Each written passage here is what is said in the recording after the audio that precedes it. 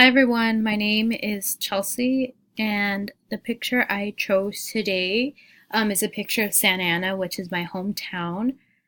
This is specifically a picture of my little sister's viola performance. She's actually right there in the middle talking to her friends. She was avoiding seeing us, but I think this is really important to me just because where I come from is really important, and I appreciate all the culture and value that is put into events like this one. This is actually an event that was a celebration for Christmas, and it was a tree lighting in our new downtown. They have been renovating everything and really making it like modern, and they're also using a lot of inclusion with including like a different schools from different communities, and they all come together and they did a really cool performance. They had choirs, they had they had instruments, they also had dancers, they had ballet folklorico. It was a lot of fun.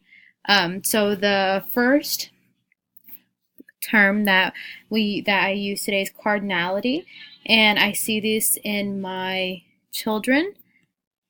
I see this specifically in the block area when they're playing with their farm animals. You can see them categorizing the three pigs together, and then they have the two horses together. Um, and with cardinality, you're just categorizing sets of um, different objects together. Another term that I see in my classroom every day is conservation of quantity, and I see this when our teacher sets out different paints. Um, we have different cups and bowls that they use, and the kids typically go for the bigger bowl that has less paint because they see it as being bigger. They go for it thinking that it has more when that's not necessarily the case. Um, and this is conservation.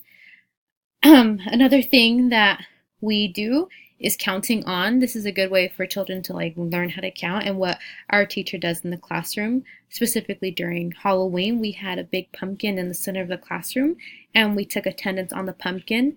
Each child had a number, and they start counting from 1 to 16, which is the amount of kids that we have in the classroom. And whenever they hear their name, they say their number and they get to put it on our pumpkin. And the little triangles that they put up there were candy corn. One that we also see here is another one that I have been able to see in the classroom is um, hierarchical inclusion. And this is basically when the children match the value of an object with the number correspondence. And we see this, well, I've seen this with counting cars. We have these little cars that have people in them, but each person is a little block that fits in the car, and the children put the amount of people that belong in that car to the number that's actually written on that car. Um, Now on to my next word is needing for organization and keeping track. I see this a lot once again in the block area with the farms and the bugs. The kids they usually dump out everything and they play with everything. They create little homes and little fences for different animals, and they set the farm animals with the farm animals, and they categorize each farm animal with their actual like animal partner, and also with the bugs, they keep the bugs separately. And like I said, you see this in the block area. Another one that I saw was a one-to-one correspondence, and I see this a lot during snack time with our crackers. The kids basically match up and verbally tell me how many crackers they have. So if I lay out four crackers, they say I have four crackers.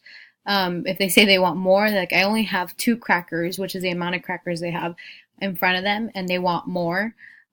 They do a one-to-one correspondence according to the number of crackers that they have in front of them. Another one, moving on to our next term, magnitude, is once again, I see this in the crackers again. When I break the crackers, they usually either come in squares and you can break them again into rectangles. I usually break it for them so they can fit it into their juice because they love dunking crackers into their apple juice. I don't know why, but it tastes good or something. But I cut them into smaller pieces. Some kids don't like that because they would rather have a bigger piece than the smaller individual pieces, even though it's the same. But they see the magnitude that this is a bigger size, so it's a bigger piece versus having small rectangles. This is also kind of the same thing as conservation of quantity. Bigger piece means bigger amount, but it's the same, essentially the same amount. And then the last one that I saw was accounting backwards, and this happens often when we're lining up to go back inside. The kids count backwards from their number on to see who's here and who's ready to go inside. And this was my little presentation on different glossary terms and what I've seen in the classroom. Thank you.